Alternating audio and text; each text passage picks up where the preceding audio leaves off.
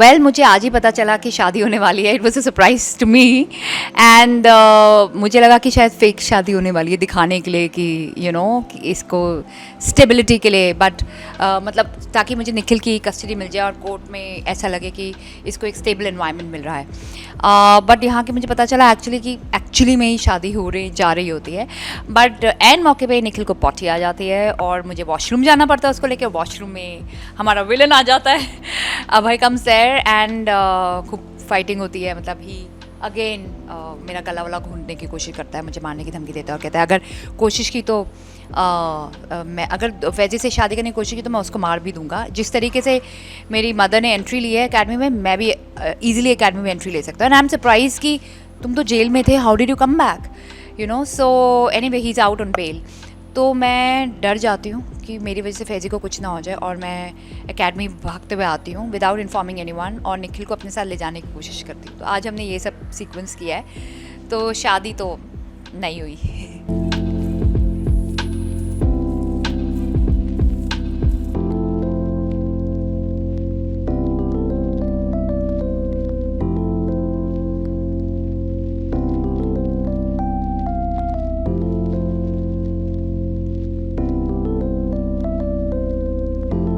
तो मुझे थोड़ा आश्वासन मिलता है. I tell him that yes I promise you, I am going to tell you everything when something like this happens and I am not going to get threatened. तो मुझे अच्छा लगता है, मुझे एक सपोर्ट मिलता है और वो पहली बार एक इतना इंटेंस मोमेंट है हम दोनों के बीच में.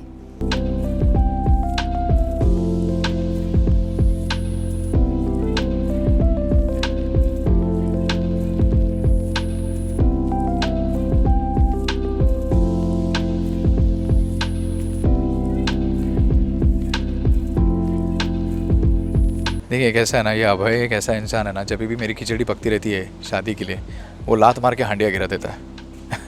तो उसका ये कहना है कि जब भी खिचड़ी पकती है फैज़ी की शादी के लिए, अभय लात मार के हांडिया गिरा देता है और वो खिचड़ी का तहस महस हो जाता है.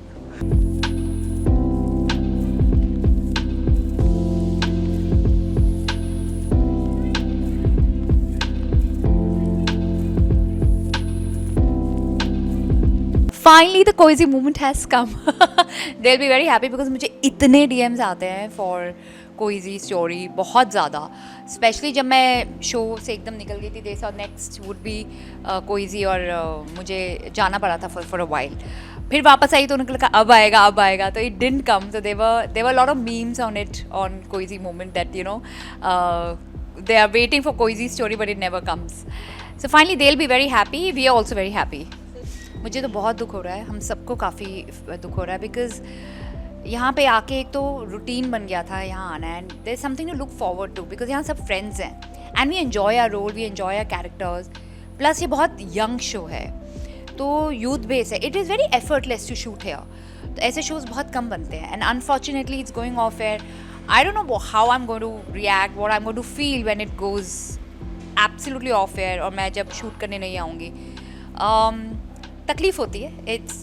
It's pretty like you feel very sad because फिर से उस तरह के लोग मिलना, फ्रेंड्स मिलना हर बार पॉसिबल नहीं होता और हर बार इतने अच्छे प्रोड्यूसर्स नहीं मिलते, हर बार इतना अच्छा एनवायरनमेंट नहीं मिलता, इतना कंफर्टेबल नहीं मिलता. The set is very close by. It's not कि हम बहुत दूर जा रहे हैं. I am going to miss the set, I am going to miss Koyal and I am going to miss all my friends here. बहुत सारी चीज़ें मिस करूँगा. हमारे डायरेक्टर को मैं बहुत तंग करता हूँ, मैं सबको बहुत तंग करता रहता हूँ. लेकिन ये क्या है ना, ये एक परिवार सा बन गया है. मतलब रोज़ यहाँ पे आना, इस एकेडमी के साथ मज़े करना, शालिन के साथ मस्ती करना, कोयल के साथ मस्ती करना, कावेरी, हम मतलब एक परिवार बन गया है यार. ये अभी कहते हैं ना कि यार एक दिन भी अगर छुट्टी होती ना, ये क्या 2 दिन क्या करिए, शूट करिए यार, मैं बहुत मिस कर रहा हूँ. तो ये ऐसा होता था. ये इस शो की USP यही है, दोस्ती. जो दोस्ती हमारी डे 1 से थी वो अभी तक बरकरार है और ये चीज़ आई थिंक हमसे कोई छीन नहीं सकता. ना ये शो, ना ये चैनल, कोई नहीं छीन सकता. क्योंकि जो हम डे 1 से हम वर्कशॉप से थे वो आज भी हम वैसे के वैसे ही है. हम एक दूसरे के खिलाफ बैक बिचिंग नहीं करते, कुछ नहीं करते. तो जैसे है आज तक वैसे के वैसे ही है. ये जो हमारे डायरेक्टर वहाँ पे बैठे हैं ना, वो साक्षात एक्चुअली इसका स्वरूप है. उन्होंने देखा है हमें, वो डे 1 से हमारे साथ है इस शो में. तो हमारे शो की जो बॉन्डिंग है, आई थिंक बहुत सारे शोज़ में ऐसी बॉन्डिंग देखने नहीं मिलती जो हमारे शो में जिस तरीके से बॉन्डिंग है। अगर कोई सीन्स में अगर मस्ती भी कर रहा है या कुछ है कर रहा है, तो हमारे हंसने की एक आदत है, हम हंसते भी है, हम किसी को डाउन नहीं करते, मतलब हर एक को सीन कितना बेहतर हो सकता है उसके लिए हम पुश करते रहते हैं। तो ये सारी चीज़ें हम बहुत मिस करने वाले हैं कि देखो कैसा है ना, एक शो आता है, एक शो आपकी ज़िंदगी में आता है और एक वो असर करके जाता है आपकी लाइफ में, आपके मतलब नहीं आपके दिल में एक जगह बना के जाता है। तो ये अभी एक ऐसा शो है और मेरी लाइफ में ये मेरा सिल्वर जुबली शो है, मेरा 25वां शो है और एक 25वें शो में मैं एक आर्मी रोल कर रहा हूँ। तो ये मेरे लिए बहुत ही ख़ास बात है और आज ये नहीं होने वाला है, अभी कुछ दिनों के बाद ये सब नहीं सह रहने वाला है। तो थोड़ा अभी भी एक होप रखते थे कि यार कुछ हो जाए, कुछ मैजिक हो जाए, कुछ भगवान कुछ कर ले एंड वो मैजिक वॉन्ड जो मैं देता हूँ इसे, तो मैं वही सोचता हूँ वो मैजिक वॉन्ड हमारे शो पे भी कोई भगवान फेर दे ताकि ये शो का एक्सटेंशन हो जाएगा and all that thing. But कुछ चीज़ें आपको बोलते ना, everything has a beginning has an and.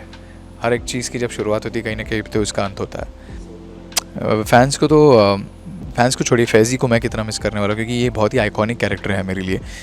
मेरी ज़िंदगी में मैंने इतने शोज़ के बाद मुझे एक ऐसा कैरेक्टर मिला जिसके इतने सारे शेड्स थे, इतने सारे इमोशंस थे और मतलब कोयल के साथ वो जितना अलग होता है, कैडेट्स के साथ एकदम अलग होता है, करण के साथ वो एकदम मस्तीदार होता है, बल्ली के साथ वो एकदम अलग होता है। तो इतने सारे शेड्स थे इस एक इंसान के जो मुझे करने मिले। ये मुझे लगता है मेरा एक सौभाग्य है कि मुझे इतना अच्छा रोल कुछ करने मिला है। तो ऑफ़ कोर्स मैं बहुत मिस करने वाला। मैं सिर्फ फैन से इतना ही कहूँगा कि आगे भी जाके मैं जो भी किरदार करूँगा, मैंने जिस तरीके से आपका प्यार मिला है, आपके घरों में, आपके दिलों में जो जगह बन गई है हमारे लिए, मैं चाहता हूँ कि आगे के भी जितने भी मैं किरदार करूँ, whether it's in movies, web series और अनदर शोज़, आप बस हमें छोड़िएगा मत और हमें भूलिएगा मत और ऐसे ही प्यार देते रहिएगा और ऐसे ही आपके घरों में और आपके दिलों में जगह बनाते रहिएगा हमारे लिए।